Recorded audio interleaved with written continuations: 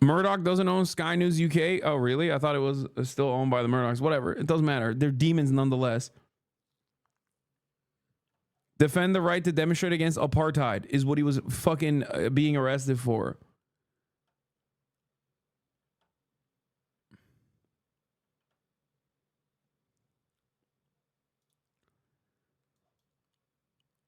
Yeah.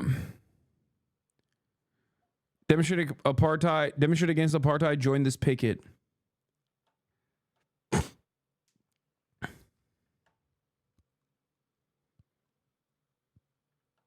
When was his photo taken? 1984, 1 year into him being an elected MP. Oh. Know that we love you with all our hearts. Thank you, darling. With your support. Also, the Americans, we are with you. Sí, todos los American Latinos. Yes. It's voto para Jeremías y los izquierdistas, okay? Dude, he's so, oh my God. He's such a fucking, he is the prototype, dude. He is the prototype. He is the guy. He is that dude. He is that bitch, bro. He is that bitch. How often a day are you being stopped by people? And I know it's always happened because you're the MP. Every 2 minutes. Yeah, I bet. Is that a problem in terms of campaigning? Because disrupting you constantly. But you actually meet more people walking around the streets than you do knocking on doors. Hello. Hello, love. How are you doing? We've been walking, I swear to God, 100 metres, stopped 4 times. Hey! How you doing? Just crazy. The right-wing press used his earrings as an MP as an attack in 2019. Brother, the right-wing press literally said that him biking everywhere was because he's a Maoist. Okay? Do you understand how fucking horny they were for him? They said he has a Maoist bike. You think I'm joking? Let's look it up, okay? Corbyn Maoist bike.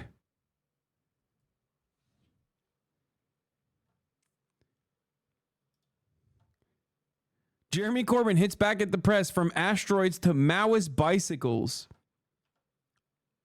Revealed how Jeremy Corbyn welcomed the prospect of an asteroid wiping out humanity, attacked pigeon prejudice, and demanded a ban on Action Man toys. Revealed the evil monster haunting Jeremy Corbyn's past. Mar is snubbed for a day at church. Where's the fucking where's the Maoist bicycle thing? I remember seeing it at the time. It was incredible. I think it's one of those articles, like literally. It was the subtitle in the Times. The new Labour leader treated himself to a black cab at his home yesterday, abandoning his Chairman Mao-style bicycle his neighbours always see him riding. Other than that, Jeremy Corbyn treated much of the weekend like any other.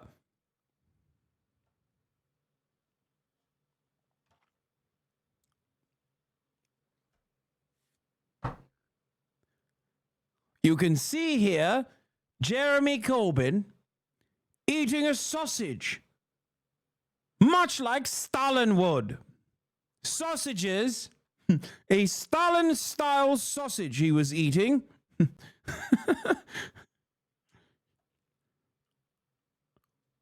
They said he was anti-Semitic because he said Epstein instead of Epstein, okay? They said he was anti-Semitic because he said Epstein. That's not even a dude. These people are not even, like, they were not playing around. That's when I truly realized, like, I always knew that, like, British media sucks, right? I never knew how bad it was.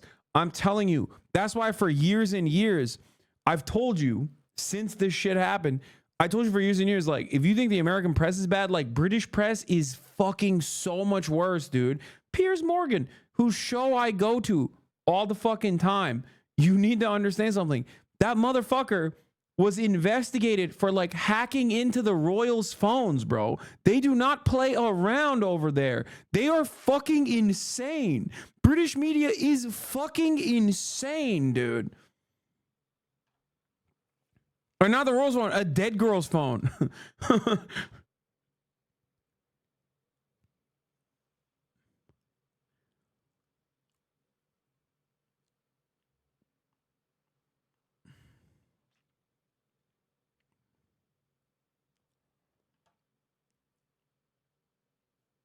Anyway. In every election for the past 40 years as a Labour candidate. This time, I'm denied that. So, I'm offering my services as an independent in Islington North. I hope you'll be able to support me. I'm looking forward to the PhDs that are going to be written that are going to analyse what happened in the Labour Party, that welcome Tory MPs who had voted for all of the horrible legislation introduced by David Cameron, Theresa May, Boris Johnson and Rishi Sunak. I exclude Liz Truss from that, because she didn't have time to introduce anything. They've been welcomed, whereas Labour MPs like me have been removed from the party. Doesn't that say something about the principles on which we're operating?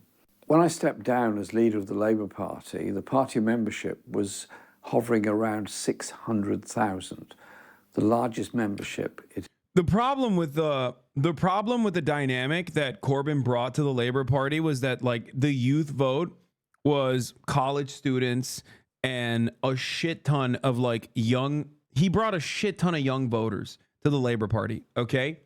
At a time when all of the Labour strongholds were suffering massively due to, obviously, at the time, 9 years of Tory austerity.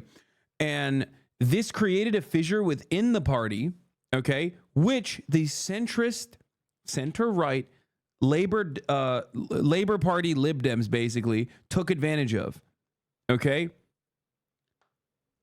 I mean, this is like, Brexit sentiment is exactly what I'm talking about. That is the fissure. Obviously, London youth vote for Labour was understandably anti-Brexit. I myself am anti-Brexit. I was very openly anti-Brexit. There were other leftists in America who were not in agreement with me. My friends who were not in agreement with me. I thought that Brexit was fucking stupid. It was foolish. It was reactionary nonsense. Okay? But there was a shit ton of Labour voters in the fucking strongholds, old school Labour, lifelong Labour voters who are now in dire economic circumstances that wanted Brexit to happen. And Jeremy Corbyn was stuck without a good position on Brexit. That is probably what did him in, on top of the anti-Semitism shit. Wait, what? There were leftists who were pro-Brexit? That sounds wild to me. No, that's not wild at all.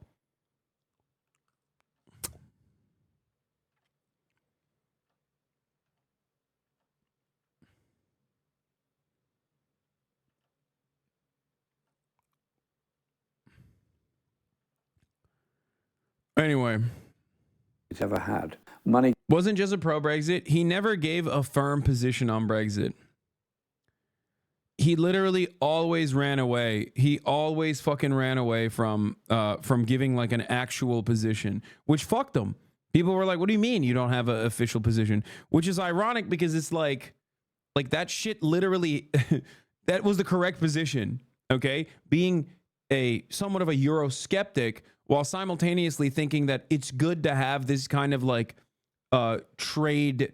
It's good to have this kind of trade and like freedom of movement for the UK, which was able to carve out its own very specific EU deal anyway, and was like pretty much autonomous regardless. Like that was it was the dumbest thing to do. Luckily, his Brexit minister helped him come up with good Brexit policies. That minister's name, Keir Starmer.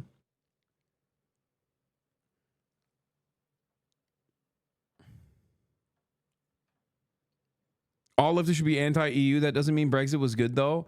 No, dude. The European Union is bad, but like, you know, the European Union is obviously a mechanism to reinforce neoliberalism in the entirety of the European Union. Having said that, however, this kind of collaboration amongst European countries is a fucking absolute must. That's ridiculous, okay? So EU on principle is not a bad concept. Like, it's ridiculous. EU in its application is bad, but EU on principle is unironically a necessary thing. Like, I don't know. I just, let's continue. Came in large amounts from very small donations from a very large number of people. Since then, party membership is much smaller and much more money comes EU from... is not inherently harmful like NATO. I will say that. Like, I'm much more anti-NATO than I am anti-EU. very wealthy donors. The democracy in the Labour Party has been under sustained attack. Many Labour Party members have been suspended or expelled. Local parties have often been denied the right to choose the candidate they want, and despite promises that were made, candidates have been imposed on people in constituencies. Democracy is not always easy, it's often complicated, but it's more important and more vital than the headline of tomorrow or the ease of somebody sustaining their power today. I joined the Labour Party as a young man in 1966, and I frequently disagreed with the party's policies. For example, over the strategy on the Vietnam War of the Wilson government of that time.